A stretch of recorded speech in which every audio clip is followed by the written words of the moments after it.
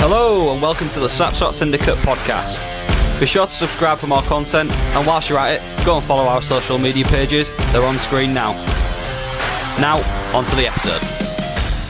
So moving on to the Romford Raiders then. So we'll start with Brodie. Romford had an interesting season this year. You guys started really hot and then made it to the cup final. But with all due respect, things never really seem to fall in your favour. For those who don't know, what do you reckon? What do you think caused that dip? Last season was, in effect, a restart for Romford. Changing ownership in the break, just effectively went like that, and we're all different all of a sudden. Another thing is probably injury. Yeah. I'm gonna lie, injury did affect us. With lots of players, one week you see a player, the next you don't. Yeah. I think in the end, I think it was a overall for basically a start of a new season, basically start of a new team, because it was a restart. I don't think we did bad. I think the players that we had were good. Obviously, Sean Miller proved himself a lot in our league. Sheffield coming in, he was. They were like the dynamic duo then too from Canada. So I think in the end, I wasn't. I was happy with where we went. Obviously, we got to the cup final against Leeds, which was, it was interesting. It was unfortunate in the end that we didn't get it, but getting to those, even just to those spots, is an achievement within itself. So to rephrase what you said, I wouldn't say it was so much of a dip. Yeah, I would say more of a. I don't know what the word to use, but I would say it was a decent start for, in effect, restarting the team. So I think I agree with you. I think it's more the cards fell against you rather than an actual dip that you was going like this and it fell off. There was a lot of obstacles in the way, weren't they? Harry, how do you reflect on the season? I think overall it was a good season. To be fair, I just enjoy being there. I enjoy watching the games. So just being there it's been a good season for me. But overall, I think, like Brodie said, from rebuilding, we've done pretty well to get to the cup final, and obviously the first half of playoffs, obviously not making Coventry. I think overall it was pretty successful given the hands that we were dealt like early on in the season. Hadrian, how did you feel after the first leg of the cup? It was quality game, and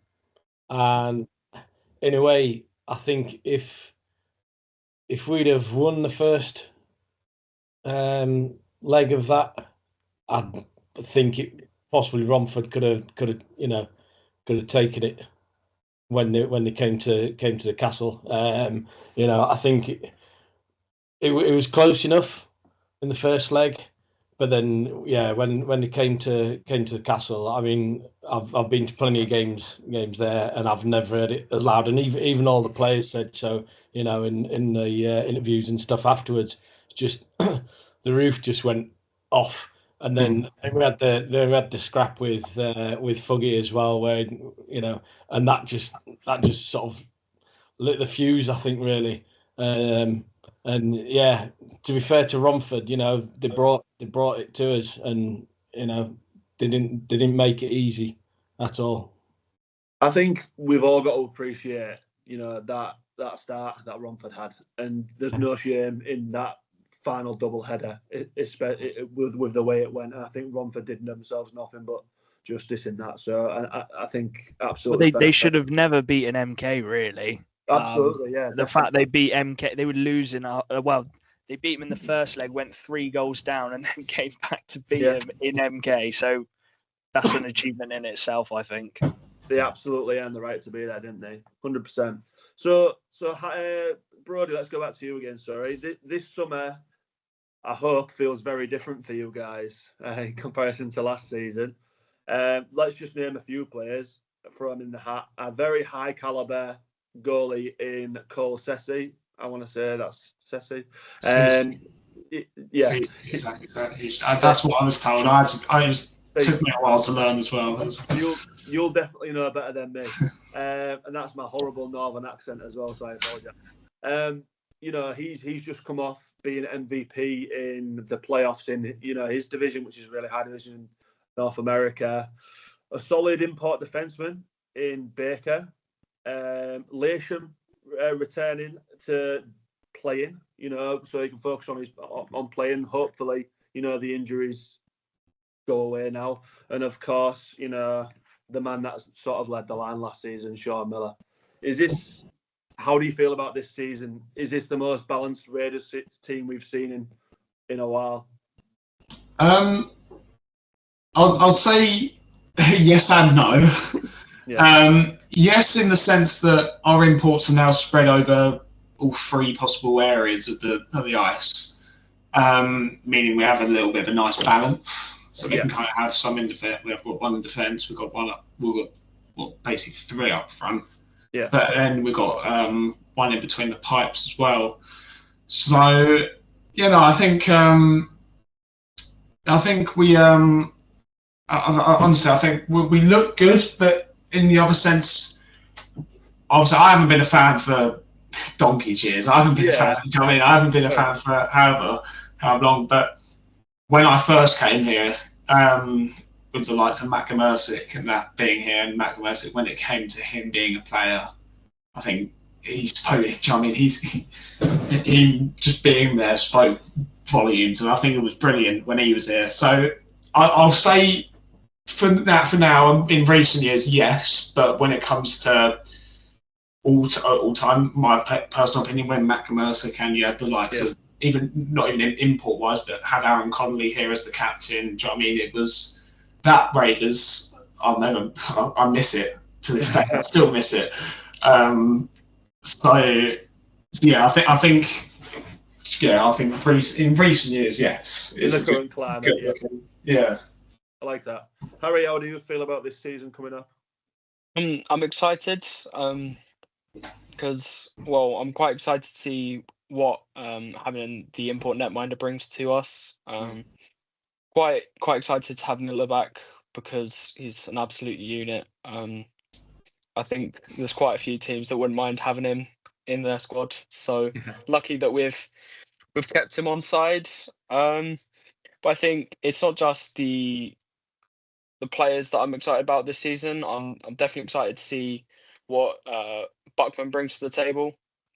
I think the new coaching, because obviously Lasham did a great job, all things considered, but I think Buckman's definitely. I want to say it's going to be nothing but up with this new squad, and Lasham just being able to focus on playing, and with Buckman's previous coaching experience. So yeah, I'm optimistic, but yeah, I'm not too sure what to expect. I've had a glimpse of the new players that have come in, so Cole Ceci and Jared Baker. And when it comes to, especially Cole, is the big kind of thing. Cause being an import netminder in this league is a big thing.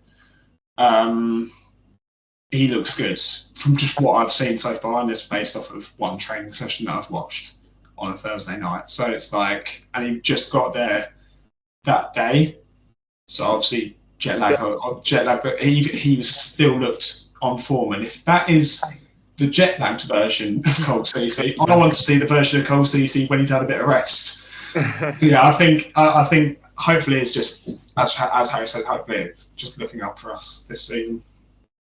And interestingly, there ain't too many teams that have gone for an import netminder this season. Do you think that was the right choice?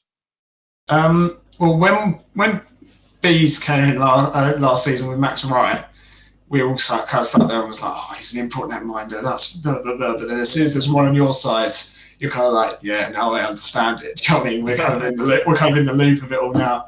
I think obviously, I think if imports are allowed anywhere, like in forwards or defence, why not allow them into goal? Do you know what I mean? I think at the end of the day, they're welcome anywhere. They're welcome to do anything. So I think having an import netminder is I will say from what I've seen, a good decision so far. Hopefully, it's all hope. I believe, Harry, you're in agreement, right? I was a bit skeptical at first because there's a big debate whether we should only have British netminders, because obviously you can only have 2 or 3 to a team. But I think it's going to be exciting to see Cole play, and obviously the impact he has on the development of our backup netminders as well. Because I think that's something that not everyone's going to see behind the scenes, that they're going to be together in the training sessions, they're going to be learning. So I think it's definitely a positive for Raiders, but I think the British netminders that other teams have are definitely the right choice for them. I love that, and that's not something that people focus on too much, actually, in terms of the development of other players. That's good. Right, let's move on to the Telford Tigers then, and we have that. Telford missed out on Coventry last season, which is rare territory for them after being there so consistently in the past 7 or 8 years. But with your 4 imports locked in early, and that core of British players, is there a bounce back on the cards this year, or are expectations being reset? Yeah, I mean, I think a bounce back's on the cards, to be honest. I think the key for us last season was injuries. Yeah. We had a number of injuries, and it never seemed to be anybody picking up an injury where it was like, oh, they missed a game or they missed a weekend. It was players out for sort of significant stretches of time, particularly sort of at the back end on the blue line. I mean, the D just got absolutely hammered with injuries last season, to the extent we had Louis Newell and Adam Harding playing D for a hell of a lot of the season. Rhodes Mitchell-King chucking in 30, 31, 32, 33 minutes a night, and that's every night. Injuries were just an absolute killer. We brought in David Thompson. He made a great start, and then he picked up an injury and was out for like 6-7 weeks. Bounce back's definitely on the cards, as long as we stay injury-free, quite simply. I think that was the real big killer for us last season. Considering how the season went, like you say, with injuries, and obviously, like you say, at times there was, correct me if I'm wrong, but at times you was running 4 or 5 defensemen, and one of them was probably a forward as well. It's difficult to say that you had a disappointing season, is it not? Because you made that top 8 place despite that. Sorry, and I know obviously that's not something that Telford fans probably would look to celebrate in terms of a season. But how do you reflect on the season? Do you think it was a successful season, or do you look back on the season positively? Sorry, maybe not successful, but do you look back on it positively, considering those barriers that was in place? Yeah, I'd say so. I mean, the start to the season was just awful. I mean, don't think we won in like the first 8, 9, 10 games, something like that. That obviously that's no way to kick off season. Thompson and Henderson came in. We had a sort of jig around with the imports, and they just made a massive difference. I mean, as you said, injuries, particularly along the D. I mean, some nights it was, we had sort of like 3 recognised D men out there. As I said, Rhodes Mitchell-King chucking in like 30 plus minutes a night every night. A couple of forwards back on D line. It's always going to be tough there, and looking across the league, I don't think there's any one team who could afford to have, half their D not playing one night. It's just not going to happen in the league. It's too competitive. Do I look back on it as a positive season? Yes, because at the end of the day, we made the playoffs, and being realistic with the budget that the Tigers have got, perhaps the pull that they do or perhaps don't have, playoffs is realistically making the playoffs. Then like making Coventry is probably going to count as a good season, I would say.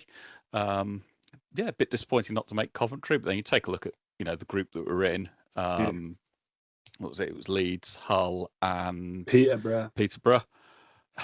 I mean, that's a tough group. It's a tough group, but a couple of the games lost in overtime and on penalties. Well, actually, if we pick those up, we're in Coventry and potentially even top in that group. So it was probably pretty fine margins. I mean, first game against Leeds, went to overtime. We had a bad change. They scored because, Leeds are clinical like that. Yeah. If we get a good change or, get a goal in overtime, well, that's 2 points there. And, it's Exactly. the same sort of every weekend. So, yeah, I look back as, it's a positive season. And I think if we can hit the ground running this season, i.e. pick up some wins in those first 8-10 games, we're going to make the playoffs again, and we'll make it quite comfortably this time. Love that. I love the confidence, Matt. You've got to be at this time of the year, haven't you? If you can't be at this time of the year, where can you be? And actually, although the team has re-signed quite a lot of players, you could argue that the team's identity has slightly changed, hasn't it? Obviously, adding an extra import is always going to be brilliant, but can you talk to us a little bit about the routes that Telford have taken with their imports this season and also the Brit core? Do you think it's still the same Telford? Well, it probably still the same Telford culture, but with a different cast. Yeah, probably. Tom's been coaching for a long time at Tigers now. There's definitely sort of the expectation of, players are going to work hard. They're going to work for the jersey. I can't see that changing. In terms of imports, we've got 2 returning faces, Thompson Henderson. In my opinion, both 100-point a season players, as long as they stay fit. And then we'll bring in Patrick Brown, centreman. So it'd be interesting to see where he slots in. A lot of the sort of talk and rumours seems to be, okay, well, that's your second line centre sorted, with Thompson being top line. And then Caelan McPhee as a D-man. We haven't had an import D-man for a long time. I think that's only going to be a benefit, particularly, if you take a look across the D for the Tigers, there's quite a lot of young players in there, quite simply. So an import with, that bit more experience, able to play some big minutes as well, I think that's going to have a massive impact. In terms of the Brits, fair few familiar faces in there. Obviously, we've lost Finn Howes, who's dropped down to Tigers 2, and that's a lot to try and replace. There you're looking at a point a game plus a player to try and replace. So I think it's going to be interesting who the 6th forward for our top 6 is going to be. There could be perhaps a few players who could slot in there. The depth is looking a bit better than perhaps we've had in some recent seasons. Tom Byrne, I think, has really been coming on, and certainly towards the back end of last season was hitting his straps, putting up some pretty crucial points at times as well. So that's another plus. It's just adding to sort of that depth that we've got. So it's no longer relying on, sort of the familiar 4 or 5 faces just be putting up the points.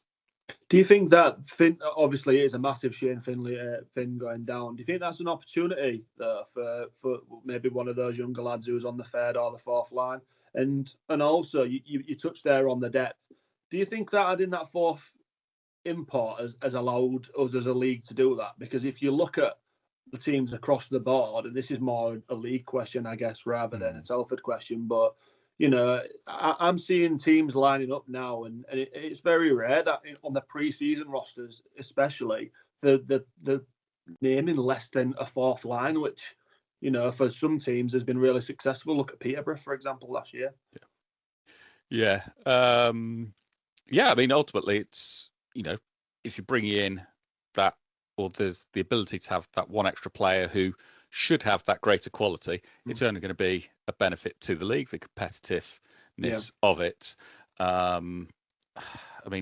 Ultimately, and maybe controversially here, I don't think imports are going to win you the league. I think it's going to be your Brits. If you've got the strongest Brits, I agree. You start putting in, some good quality imports, you're not going to go too far wrong there. Leeds have won the title the past couple of years. Take a look at the roster of Brits they've got. Very true. They don't need their imports to be amazing. They just need some good, solid imports. Forward in Brownie, have they? Exactly. And that's before you start chucking in what they've had. Boyce has been there. Matt Cowlett's been there. They're all sticking at loads of points. Yeah. They're sticking at piles of points. So as long as they've got some good imports, they're fine. But I think it's definitely going to help the quality of the league. I think we're going to start to see across the league more teams having not only a 4th line, but a 4th line that actually can go out and have an impact on games. Definitely. Quite simply. I guess returning to the question about Tigers, of course it gives an opportunity for players to step up. Either players who've been with the Tigers for a couple of years, the likes of, perhaps a Tom Byrne, James Smith, perhaps, Louis Newell even. Yeah. Tate Shudra's come in. Ultimately, I'd say 5 of our top 6 forwards are in place. Yeah.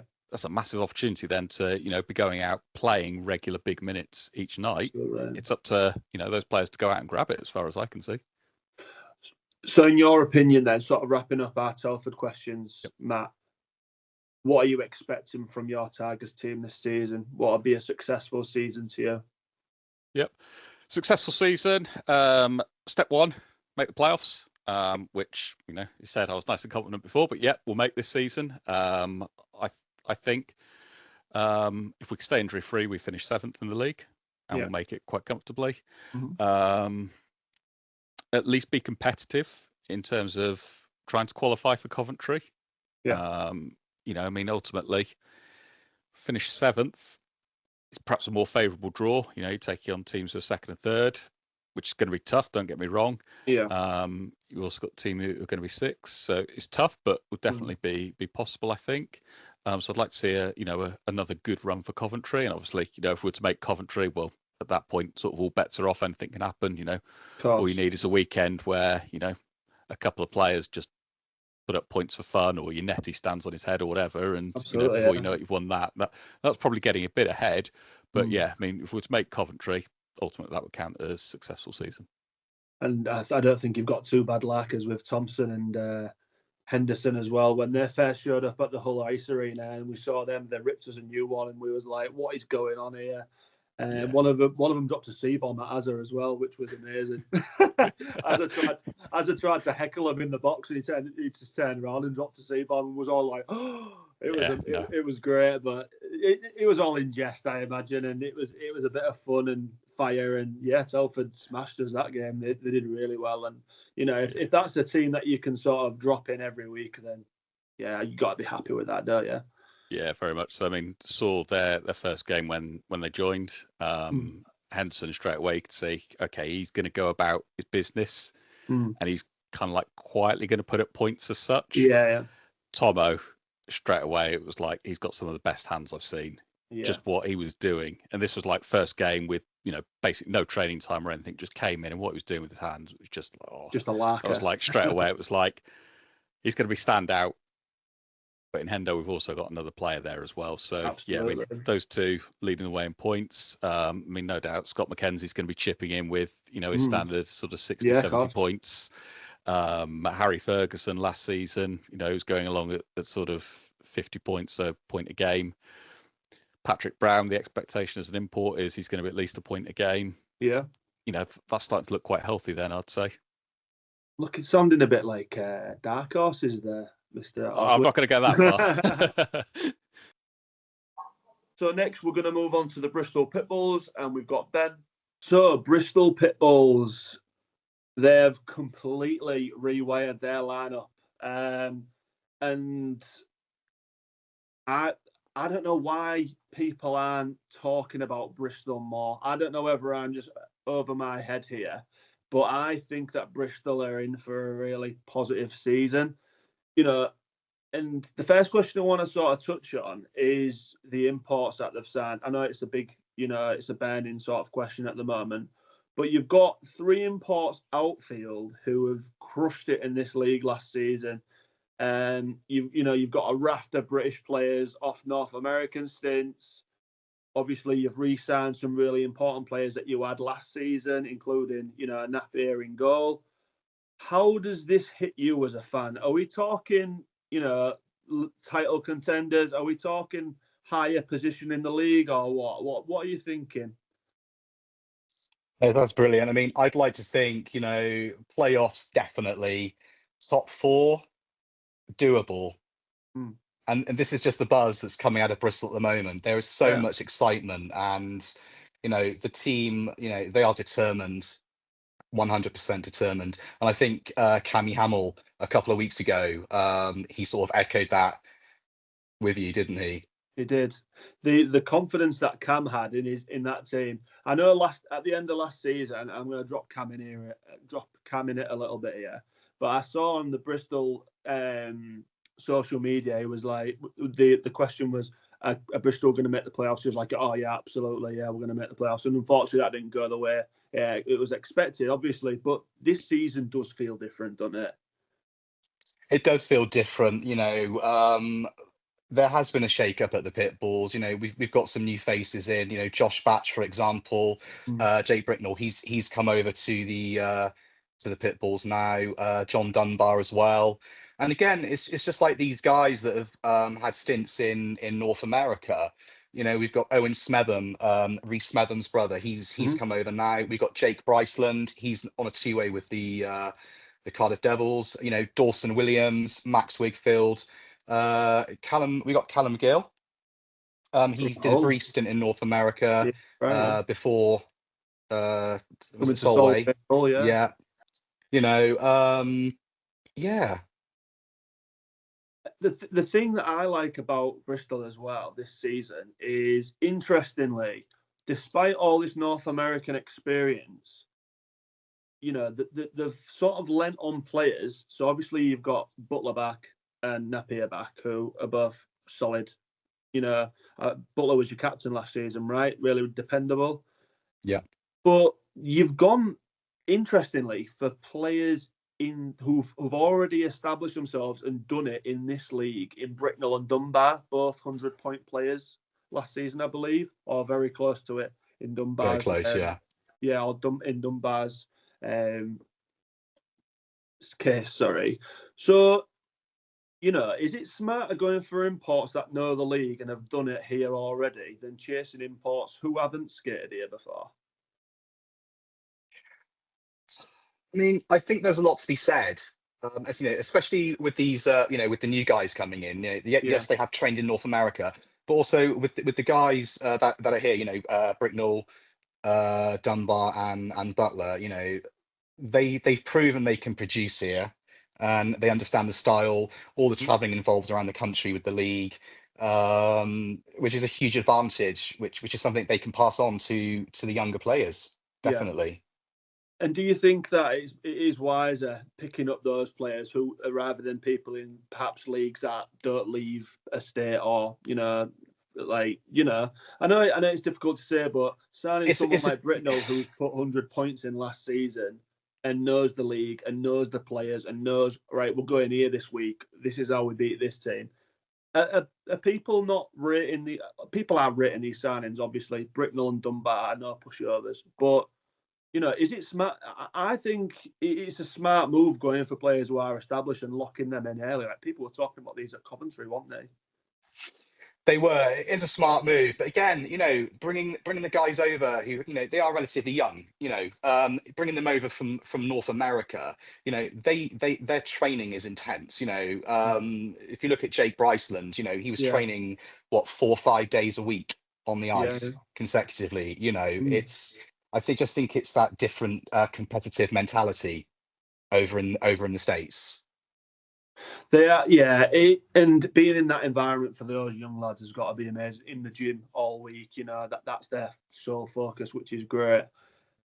Let's talk about the man that you mentioned earlier as well, Josh Batch. He's somebody that people are talking about, but he could really, really influence you guys positively, couldn't he? Yeah, so Josh Batch, coming from the Elite League, it's an incredible signing.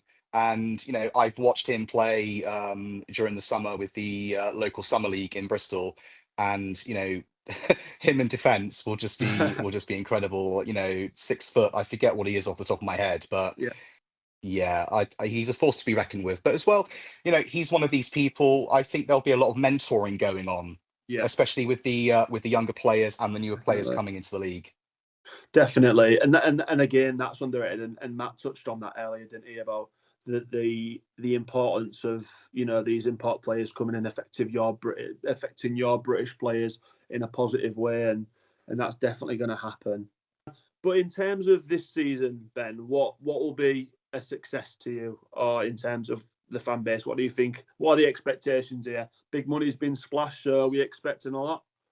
We are expecting a lot. The fans are confident. The players are confident. We've got a new coach now, head coach, Alice Padalek. Yeah. And that in itself's worth talking about, isn't it? Exactly. And I mean, I'd like to see, and I think a lot of people, we would like to definitely see the Pitbulls make playoff, and the top four. I think we could. I think top 8 has got to be. It's got top 8 most definitely. I'd like to think, But definitely. to warrant those signings of Brixie on a 2-year and John Dunbar and bits and bobs like that. Do you think as well? Obviously, saying we're going to win the league, we're going to win the cup, and we're going to win playoffs is a stretch, obviously. But do you think that they need to be at the top end of the table for those people who are putting the money in to say, yeah, actually, this was worth it? And I definitely think so. And like I said to you, the fans are hyped. The expectations are there. The players are excited for this upcoming season, which starts pre-season starts next week, doesn't it? It does. And then for some people, it's already they've already having their pre-season games. But I mean, definitely, I'd like to see us in the middle of that table at least. Are you looking forward to the first Swindon versus Bristol game? Yes.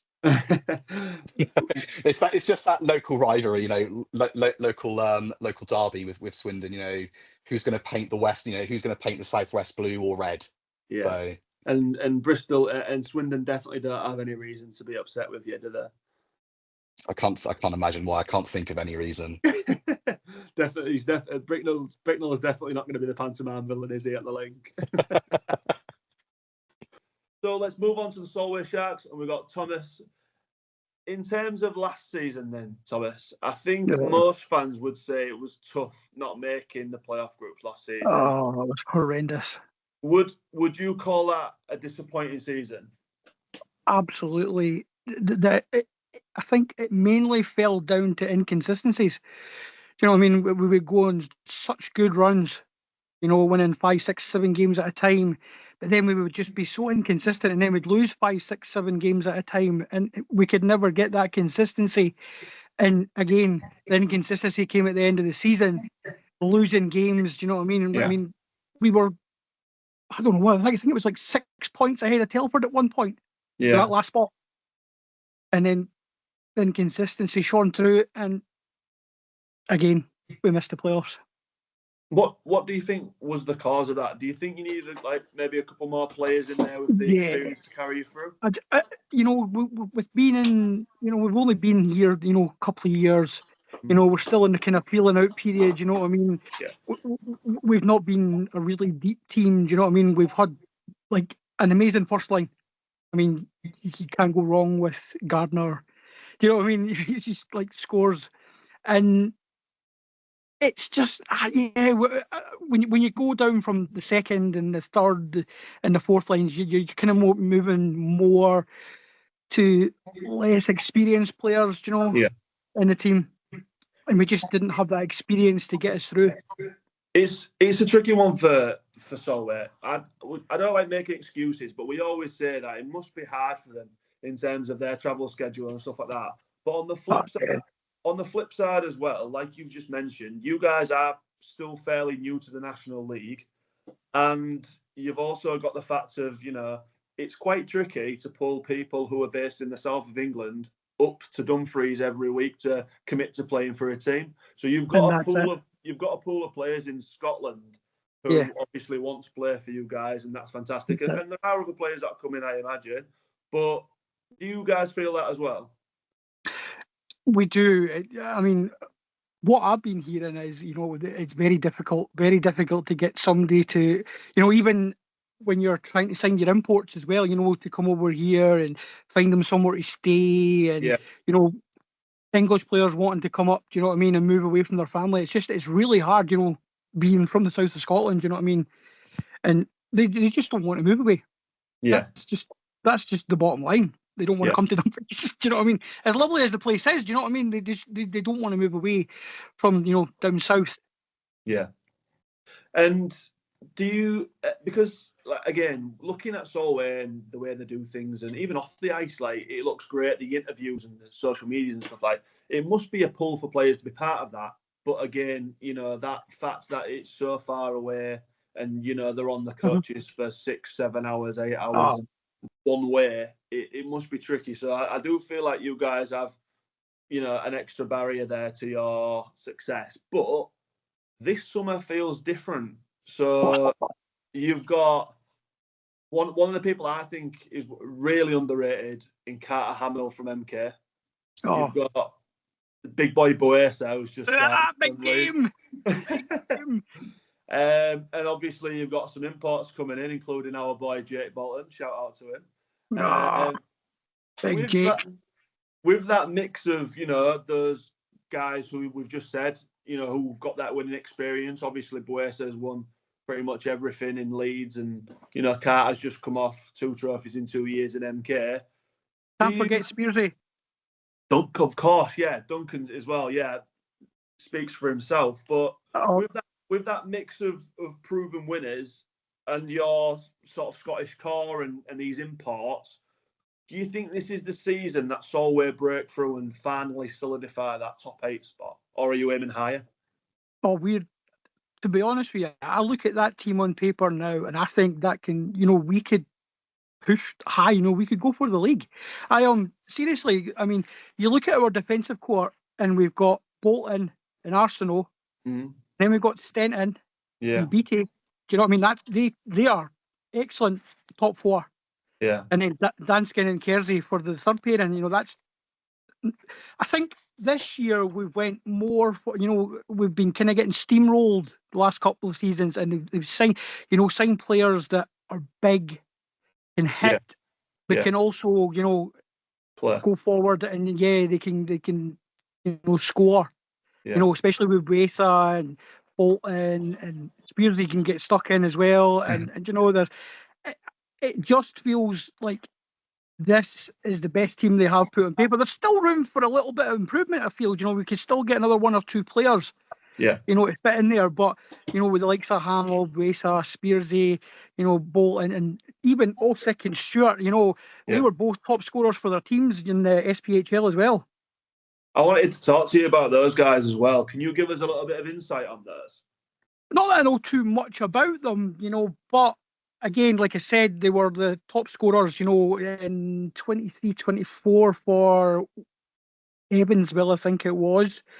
And Stewart was Osick was a top scorer for Evansville last year. In 23-24, Stewart was top scorer for his team, which was Huntsville, I think it was.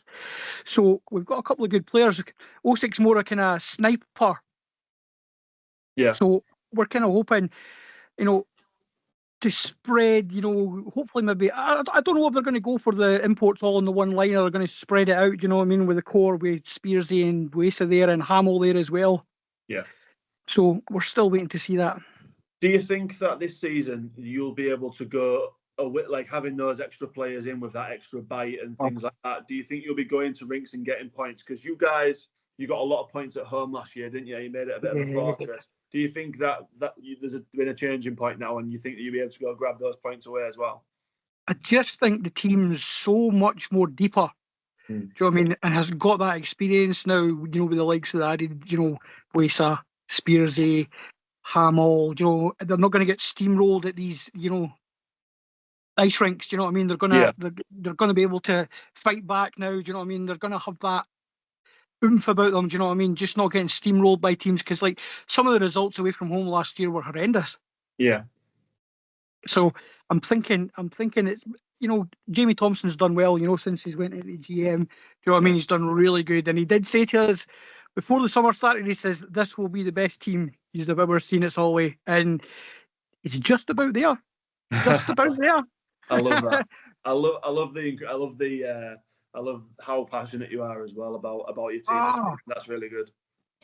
Absolutely. So yeah, we're looking forward to this season. You know what I mean? The team's really, really deep, and there's a few of us actually think on paper we've got one of the best teams in the league right now. Yeah. And I know, and I think I'm skeptical. Do you know what I mean? Because I'm a Solway fan and how we've done over the past couple of years. But on paper, we look really good, and if we had a couple of more players, we're deep, and I think we could put up a good fight for the league this year. Playoffs should be no problem this year. You know what I mean? Fingers crossed. I love that.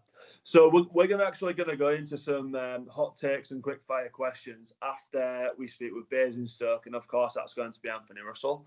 When we was piecing this together, me, Azza, and Brad was picking out certain individuals for certain teams, and the first person on the list was you for Basingstoke Bison because of your story about the beer bottle, everything like that. Yeah. It's brilliant, and we love it. And then they shanked it by not having the rink ready in time.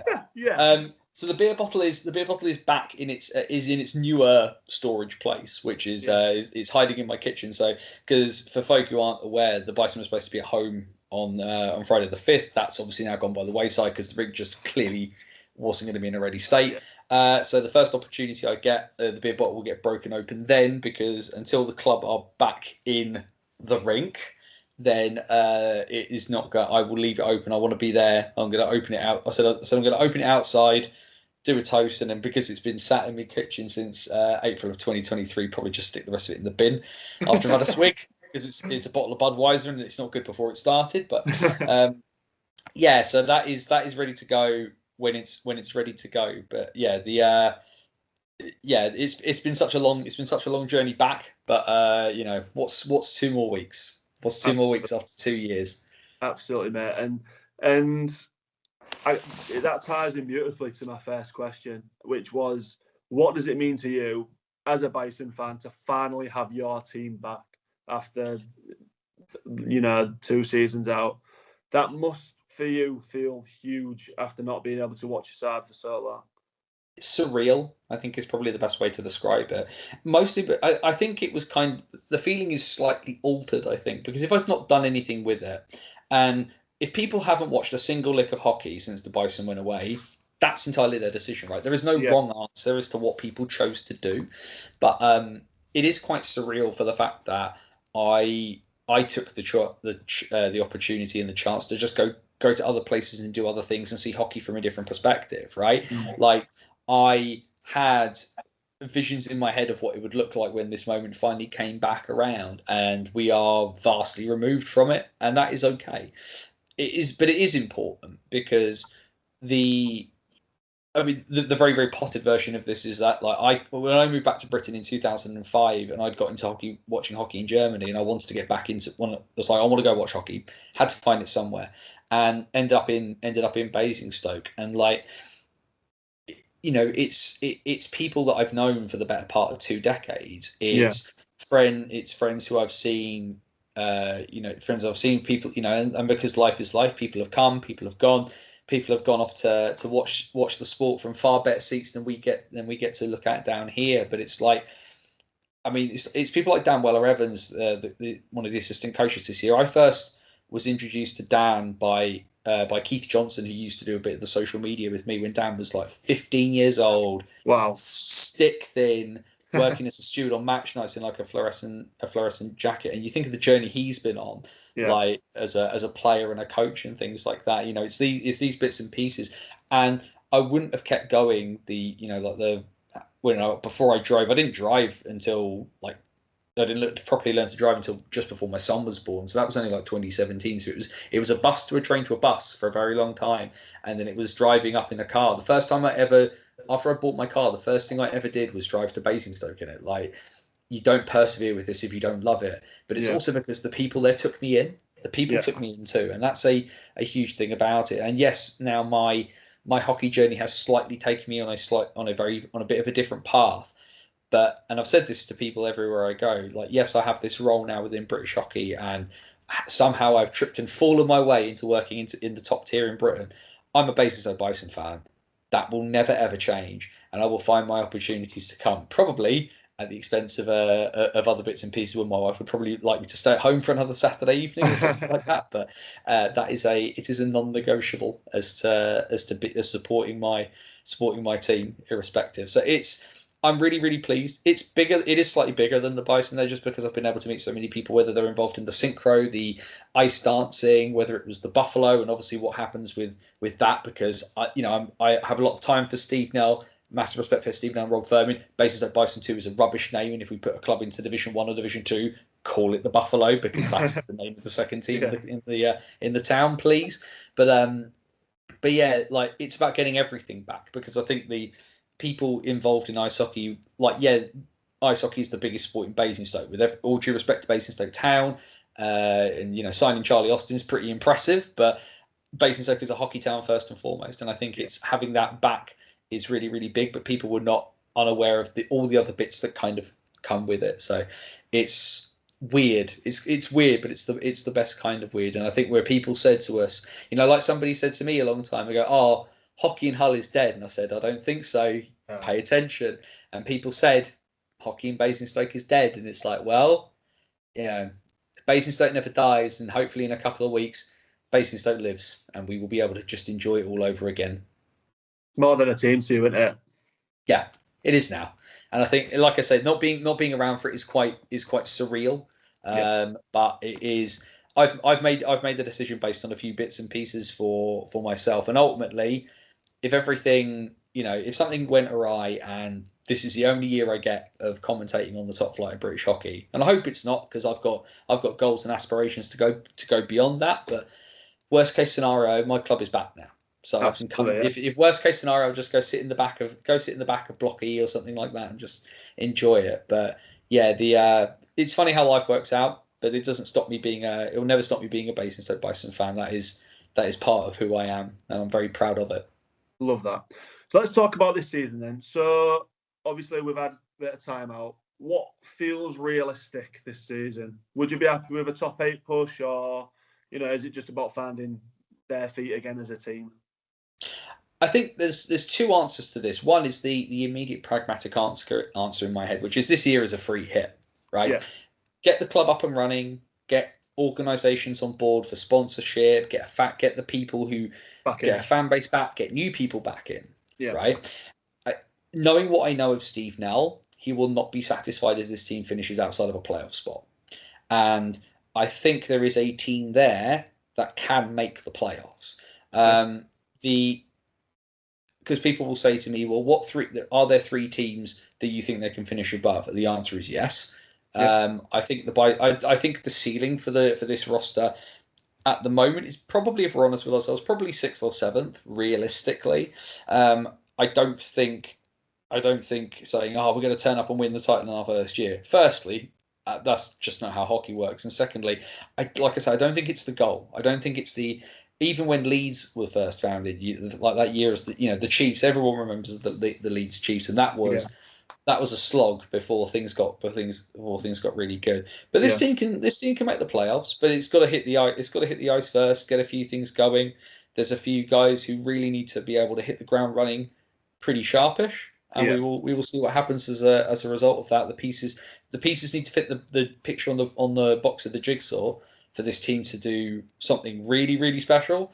But I think there's enough guys in there who are going to care first and foremost. This is, I think, something I said earlier in the summer was put the jersey on and care. That's my ask of this roster. I don't need a trophy year one. If you get it, great. But we need you to put the jersey on and care again, and there are enough guys on this roster that know what this means. So, and you've got I was about to say, you've got people returning like Moggy, for example, and you've got Basingstoke guys that are coming back and know what it means, don't you? So that's got to mean something extra as well, right? Very much so, and I think it was always a potential thing that was going to happen. I mean, the person I think of, and yes, he's on a 2-way this year. But I remember Roman Cathcart playing in the final game before the rink closed. Tears in his eyes on the ice at the end. He probably won't thank me for that, although Ty might thank me for embarrassing his brother. But there's something to be said for and you think of what Roman's been able to do. Great success at did good things at Slough, done good things at Streatham, had his opportunities with the Bees as well when they came up. We're getting some really good versions of some of those guys that have gone away and come back. I mean, Ty himself actually is a really good example of this. And I said last year, I think he had probably one of the best progressions of any player in the division in terms of how he was at the beginning compared to how good he was at the end. Moggy's been away longer than been away for quite a while now, but he is a Basingstoke boy, and having him back is good. There was guys there at the end last time like Zach Milton, George Norcliffe, who I just love as a human. He's superb. Having guys back in who get it, and like Liam Morris. I mean, what team doesn't need a Liam Morris in its lineup at the best of times? But a Liam Morris back in Basingstoke, where his British hockey journey. When he came back from Canada, where it all kind of started, a motivated, energetic, happy Liam Morris is going to be a absolute menace, and I hope everyone hates him by the end of this season. That's where Mo's at his best. What about those that are coming through who have connections to others? For example, Steady. He had a good season last season, didn't he? Are you happy to sign someone like him? Wilstead's always is an interesting one, because for a long time I wasn't quite sure how he fitted in whenever I kind of watched him play anywhere. And I think over the last couple of years, and in some ways this was the advantage of the Bees being in the position they were in, because they had to take chances. They had to take different chances. And Wilstead found his scoring boots, and more than happy to have Wilstead on board, because the big secret to winning the National Division isn't so much having high scoring imports, because with all we can find imports like we've got a 4 import league and 11 teams. There are 44 spaces effectively that must be filled. High MK, but like getting British quality depth is important. Now, I initially have Wilstead in my head on the second line, because I think he's earned the right after the last couple of years and his scoring prowess with the Bees. But having guys like it's guys like Wilstead, like Liam Morris, who when things work and can chip in all of the little bits and pieces, I think those things are massively important. And even getting George back, getting Hallam Wilson back. Hallam Wilson's got a deceptively good shot that people don't get to see a lot of the time, and it's getting guys who are able to chip bits and pieces in from here and there. Really, really excited to kind of just see how it all comes together. Like I say, I'm not expecting miracles. Like I believe in miracles, but I don't believe in magic, and I don't think there's a magic wand you can wave to make this like a 45 win season. Yeah, but lots and lots of good stuff on there. I think there's some really interesting stories to be told across this year in Basingstoke. The biggest, of course, being just that any of it happens at all. Absolutely. Another one that's come through with the Bees lads is Mr. Wright. And for someone, if you can pick a import out of a hat that's available and he's there, it's not a bad signing to make. He's definitely going to help. Can you tell us, well, first off, how you feel about having Max in the team, but also can you give us a little bit of insight on the other 3 imports that we might not know as much about?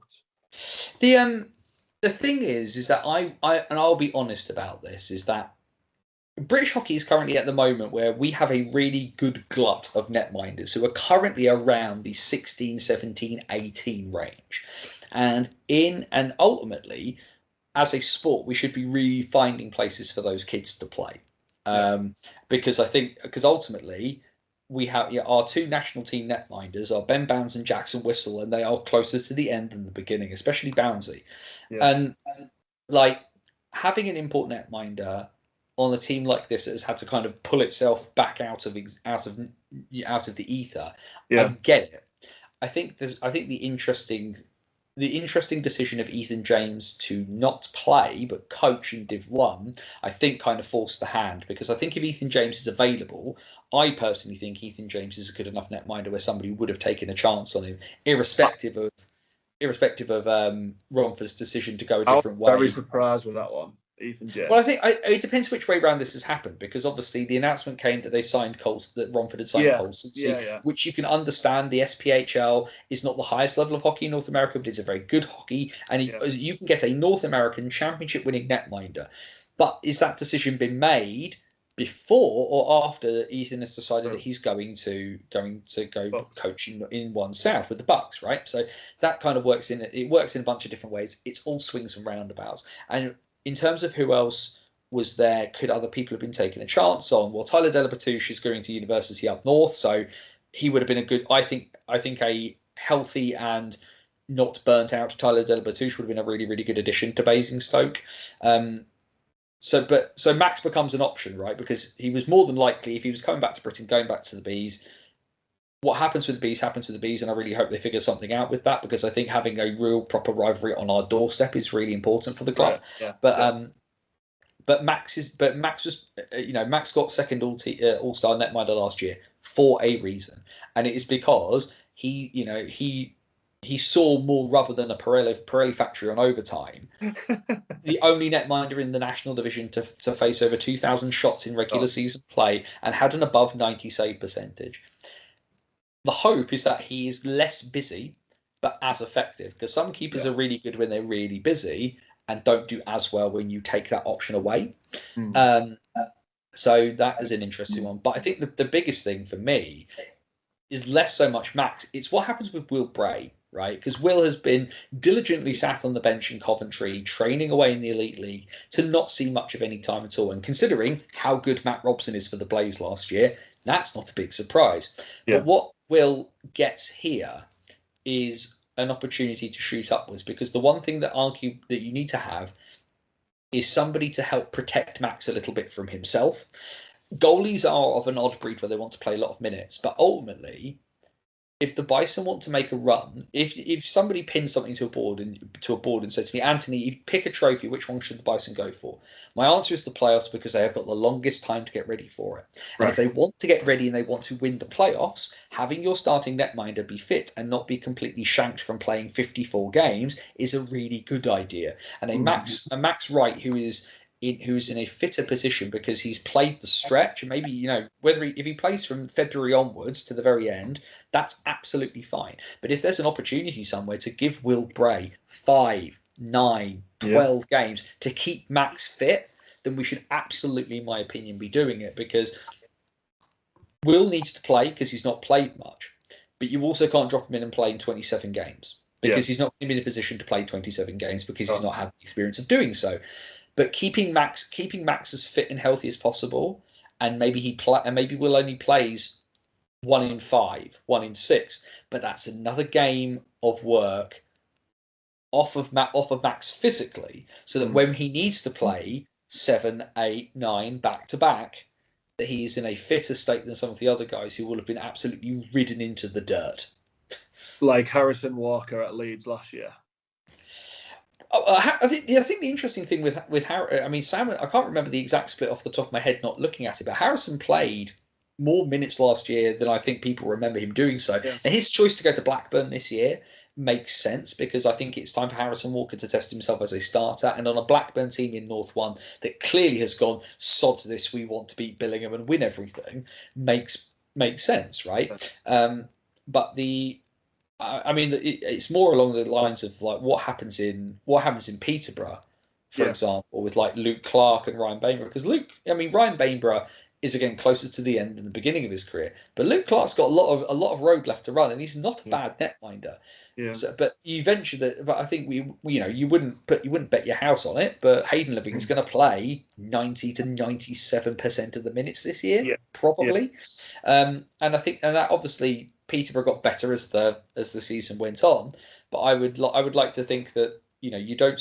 I'm a very, very big opinion that you don't sign a guy to sit there and twiddle his thumbs. Will Bray was good enough to hang around at an elite league organisation for as long as he did. Sit the kid in, play him. Yeah, got to play him. Got to play him. So I think, but ultimately, as a 1-2 punch, I think there are obviously sides that have a very, very good 1-2 punch. MK, Swindon, obviously, but and Hull. I mean, we look at Hull. Zimostra and McLaughlin, both on their day, could easily start in this division. But as a 1-2 punch to start things back off, a guy with elite league training experience who last year played under a very, very good netminder and the best import netminder in the division last year in the second team All-Star, it's not a terrible start.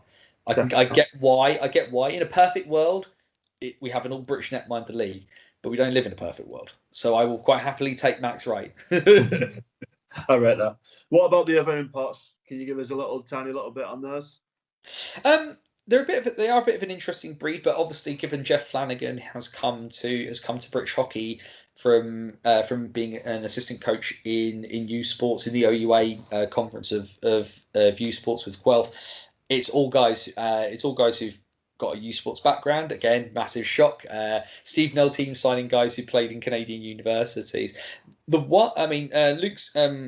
Spadafora and I've forgotten Brendan's surname. Brendan Sellen, like they look like archetypical EPL, not EPL, national division forwards, right?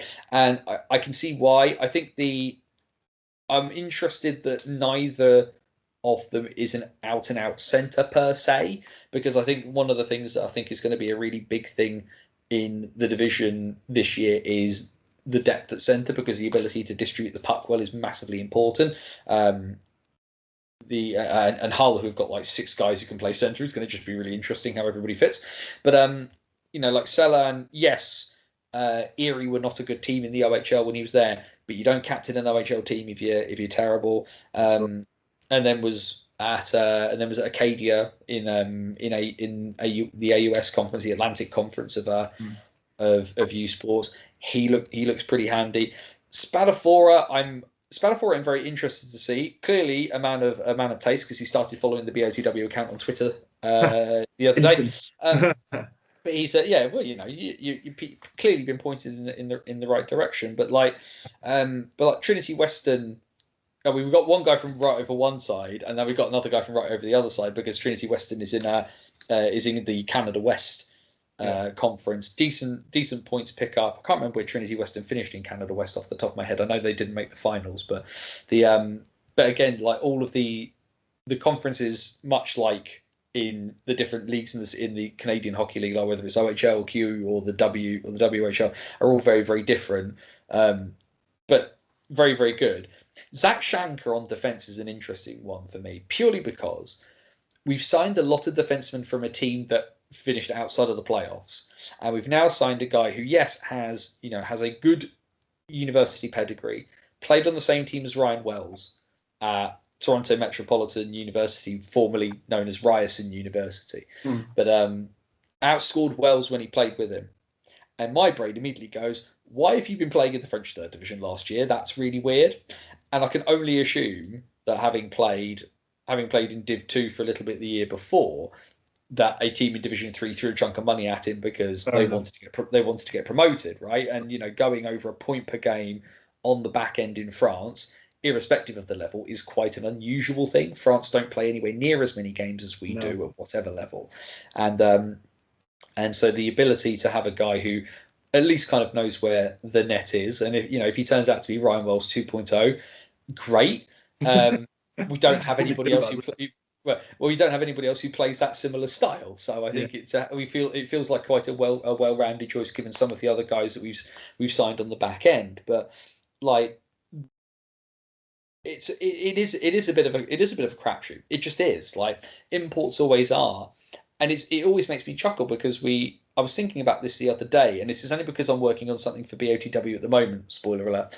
But like, we've got so many guys coming to Britain out of the Canadian university system, and we seem to know so little about it, and access to it is quite hard as well. And it's going to be even harder this year, because all of the youth sports hockey conferences have gone behind a paywall.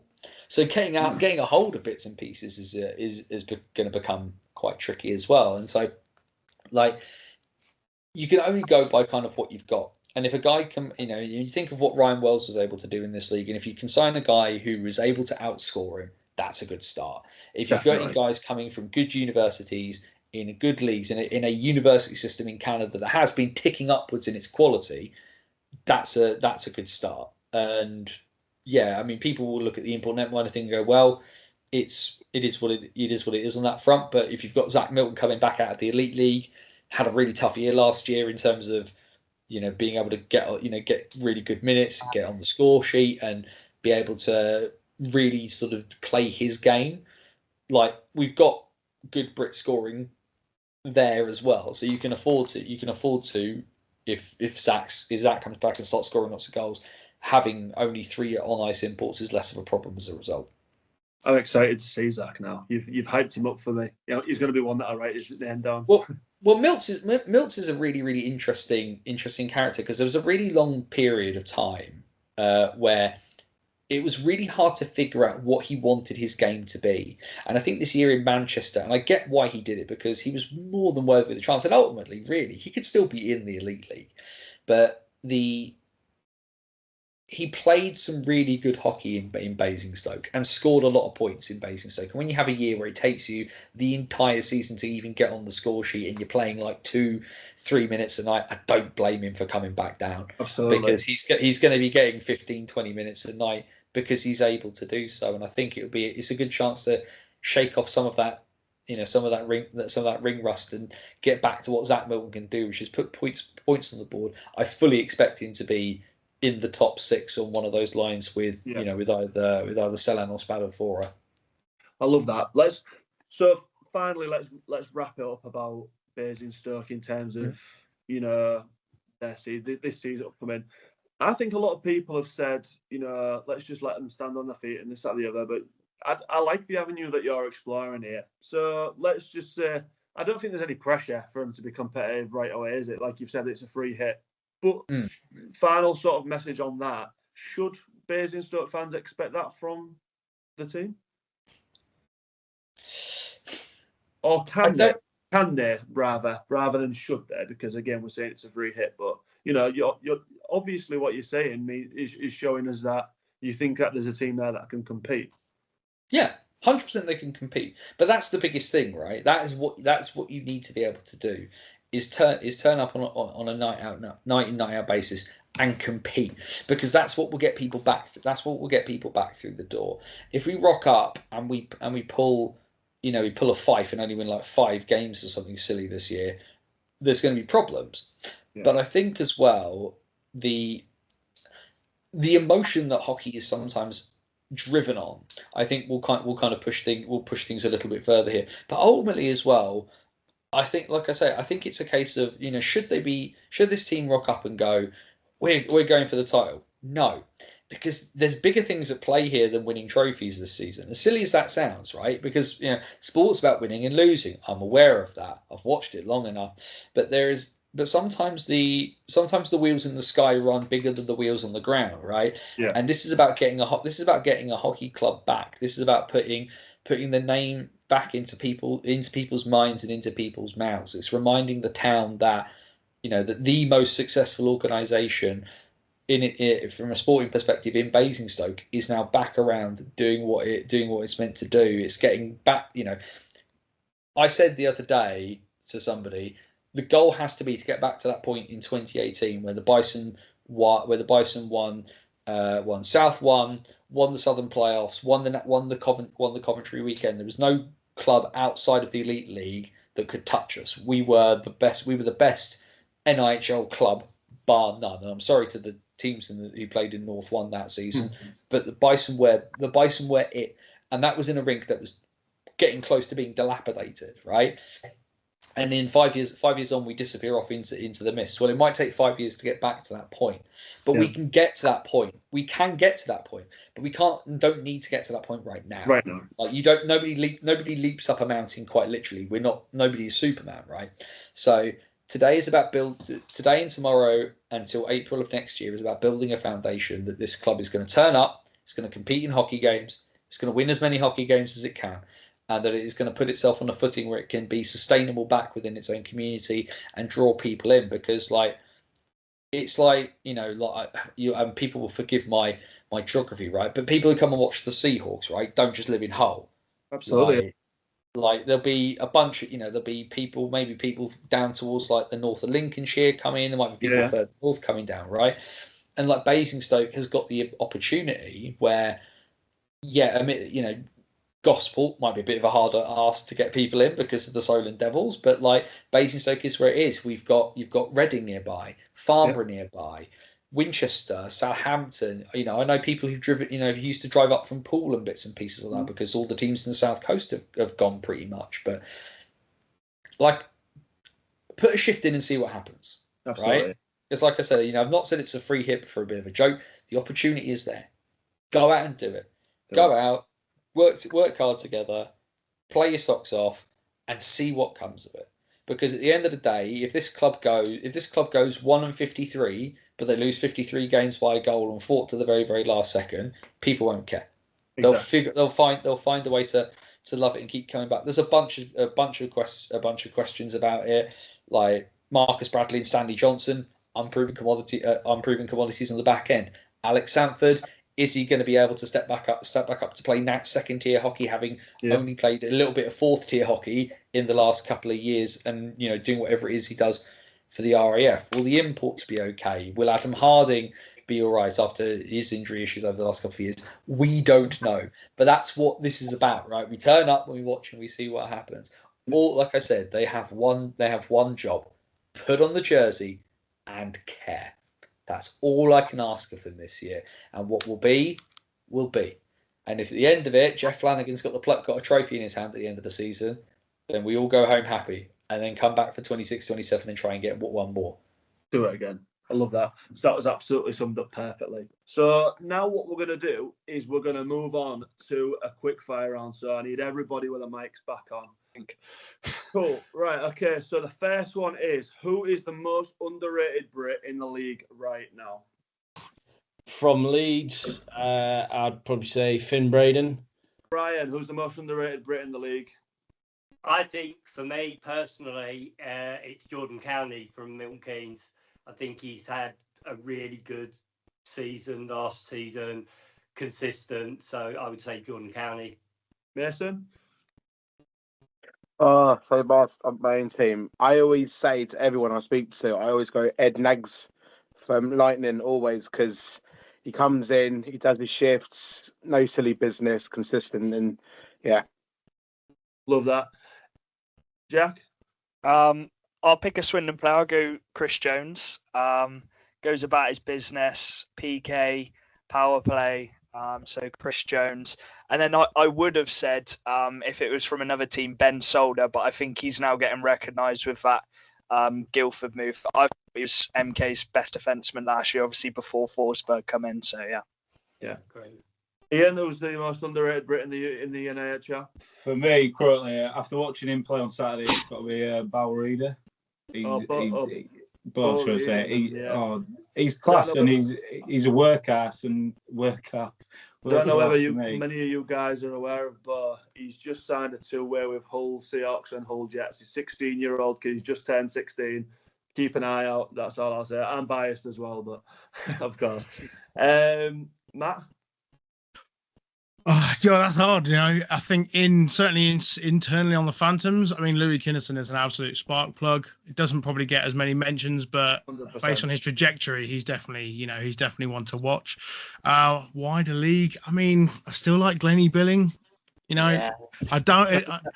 Obviously, always carried a torch for him anyway because he was solid here. But he's always done a great job, and great sentiment, a great guy. Obviously knows where the net is as well. Great answer. Brody, who is the most underrated Brit? Brandon Ayliffe. Simple as. Just because he's rapid on the ice. Every single day he's rapid, and I think some of his plays are absolutely brilliant. So yeah. Harry? I mean, I can take the easy way out and just agree with Brody because I think Brandon Ayliffe is so underrated. But I think there's a couple of people that on the Raiders roster that people get overlooked, and I think for me one of the most underrated players for us is Jake Sylvester. Nice, yeah. Shea Warmore as well. If you're talking two ways between the Bucks and us, I think Shea Warmore is also another one because he just keeps banging in goals for every single level he plays at. So. Want to keep an eye out. Matt, eye on the Tigers. Most underrated Brit in the league. I guess it depends on how you're categorising that. I'm going to go for versatility, so I'm going to pick a Telford player in Louis Newell. He's a forward who was on the D-line all last season. He plays wherever he's asked to play, does a decent job, massively underrated in my opinion. Right, let's go to Floss next. I would probably say Ollie Turner. I think he's a really solid D-man who's like getting better every game. But for wider league, I would also say Finn Braden, to be fair. That was one of my first thoughts. So Ollie Turner, Finn Braden. Finn's a good shout. Tom, what do you reckon? Have to go with Kelbeatty. Oh, excellent. So fast. Excellent in the penalty kill. Excellent in the power play. Great shot. Unbelievable. But I'm also a big Bailey Hayward fan. Yeah, if he just stopped taking the silly penalties, etc., he would be unbelievable. Yeah. Best hands in the league, I think. Now that's a tricky one. I can't answer that. No, I really can't. I want to throw a name in the hat for Bristol. Is Cam Hamill underrated? No, I don't think so. Maybe not from Bristol fans, but league-wide. I don't think there's much talk. Not that there's not much talk, but I don't think he gets as much talk about him for what he does for Bristol as he deserves. Quite possibly. A lot of people tend to compare him with his brother.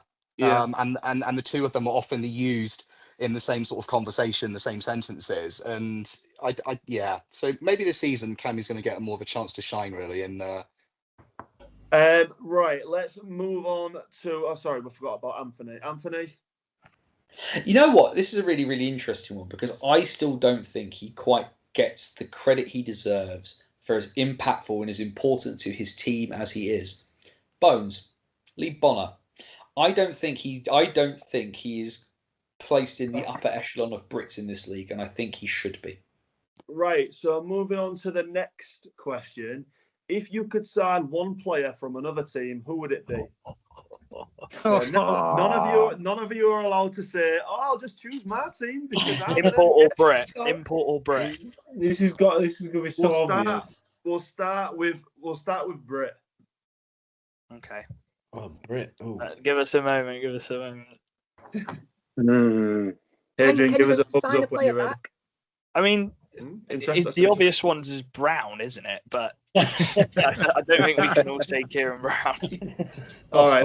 I'll tell you what. We'll throw one out. If someone says it first, then you're not allowed. Nobody else is allowed to say it. And actually, because of that, we'll start go bottom first. We'll start bottom and go to the top. So it's becoming a draft. Yeah, Anthony can start. Let's just have a quick think around as to what we actually. You know what? Just because I think, given his quality, and given the fact that I think our defence would really benefit from somebody who plays with his level of confidence, Malik Martelli. On the back end, that would arguably, given the defence that we've signed, give us one too many sort of offensively minded defensemen and turn us into Swindon. But we're owned by Stephen L anyway, so it doesn't make a difference. Tom, who are you stealing from another team? Probably Bailey Hayward. Okay. As a Brit. Yeah. Okay, rate that. Next one, Eye on the Tigers. Who are you going for? Maybe somebody like Eddie Babrice from Swindon. Again, just the versatility that he brings. Yeah. If we have another injury crisis and we had him, well, that's somebody else that you can stick back on the blue line. So obviously not hoping for an injury crisis, but somebody who could offer a bit of versatility like that. Yeah, I wouldn't mind having him on the team. Good player, that. Yeah, I agree with that. That was going to be mine. Brody, what you saying? I'll go Kieran Brown. I'll steal it from everyone else. Just because it's the easy one. It's an easy option out, so I'll go Kieran Brown. Harry, what are you saying? I'm going to say Glenn Billing because he knows what he's doing and he puts up the points. So, yeah, can't fault him. Good lad as well. Solid. Floss? I mean, I said he was underrated, so I'd probably go Finn Braden. If we've got the young team, I think he'd fit in well. Adrian, this has got to feel good that everyone's stealing Leeds players. Well, yeah, I'm going to steal another Leeds player. It's going to be Buessa, back from Solway. Oh, no chance. 2-year deal. He jumped the queue there. Matt, what are you saying? Do you know what? He was like my other pick would have been Kelbeatty, so I would take Kelbeatty. I don't blame you. We had him for a really short stint at Hull, and he was really good. And he was really young at that point as well. Speaking of Hull, Ian, who are you taking? Gospel. I'm surprised it took this long for people to mention it. Oh, maybe Ulrich as well. I'd like to see Ulrich back. Finn, yeah. Too soon. Jack? Luke Ferrara, hands down. I think he's up there with, I know it's controversial, but he's got traits which is much better than Kieran Brown, I think. So, Luke Ferrara. Luke Ferrara is a really underrated one. Mason, who are you taking? Going straight into Romford and going for TJ Anderson. Good player. Good player. My favourite. Charlie likes that answer. Like that. Brian? I'm going to be really controversial here. I think I would like to have back Ollie Booth. I think he didn't get the chances last season that he really deserved. When he did play for us, I think he really showed some mettle. And I would like Ollie back. All right.